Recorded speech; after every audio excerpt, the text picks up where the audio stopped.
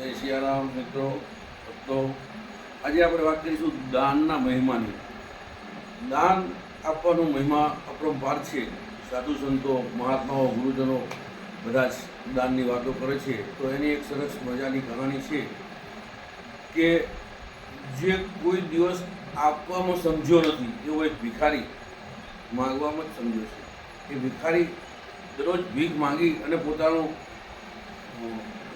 ઘર સંસારનું ભરણ પોષણ કરતો હતો.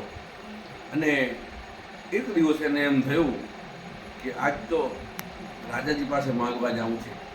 એટલે રાજાજીની સવારી નીકળવાની હતી નગરમાંથી. જ્યાં સવારી નીકળવાની હતી ત્યાં જ સવારના પરમાં તે જઈને ઊભો રહી જાય છે.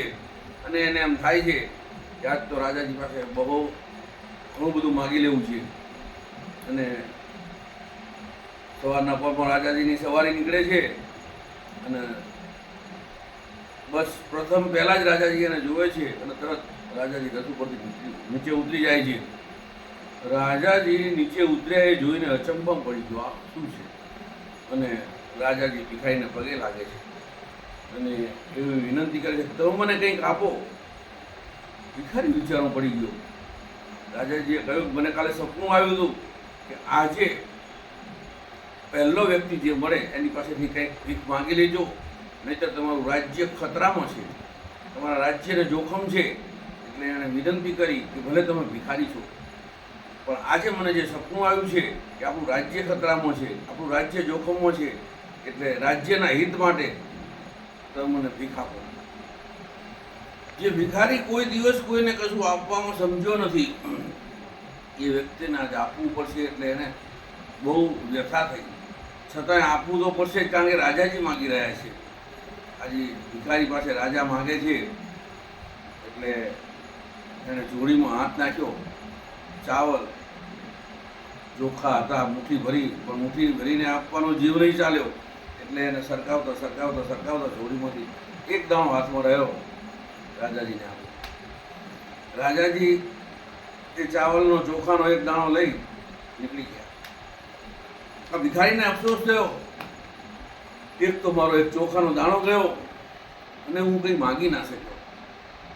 પછી એમ કહીને બીજે ભીખ માગતો સાંજ પડી. જ્યારે ઘેર પહોંચ્યો છે એની પત્નીએ જોયું તો આજ તો જોડી ભરીને દાન મળ્યું છે, કે આજ તો બહુ ભીખ મળી છે.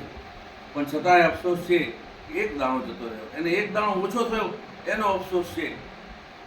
અને બીજું, હું રાજાજી પાસે કશું માંગી ના શક્યો.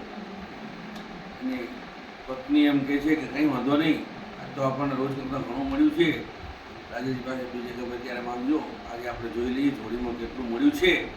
એટલે એની પત્ની અને બંને જોડીમાંથી બધી વસ્તુઓ નીકાળ છે, ફળ ફૂટ આ ના બધું. છેવટે એમણે જોડીને ઊંધી કરી અને ખાલી કરી છે. જ્યારે જોડી ખાલી કરીને ત્યારે જે એના મુઠ્ઠી ચાવલ હતા ને એમાંનો એક ચોખાનો દાણો, એક ચાવલનો દાણો સોનાનો થઈ ગયો. જે રાજાને એક દાણો આપ્યો તો અફસોસ થતો હતો, એની જગ્યાએ એને બહુ જ અફસોસ થયો કે મેં રાજાજીને મુઠ્ઠી ભરીને ચાવલ આપ્યા હોત તો આ મુઠ્ઠી ભરીને સોનાના થઈ ગયા હોત.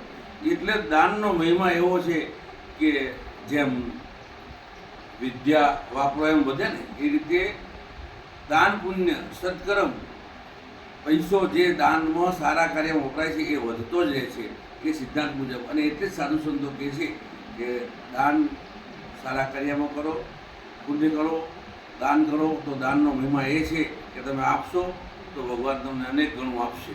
જય સિયારામ. આ ચેનલને સબસ્ક્રાઈબ કરો, શેર કરો, લાઈક કરો.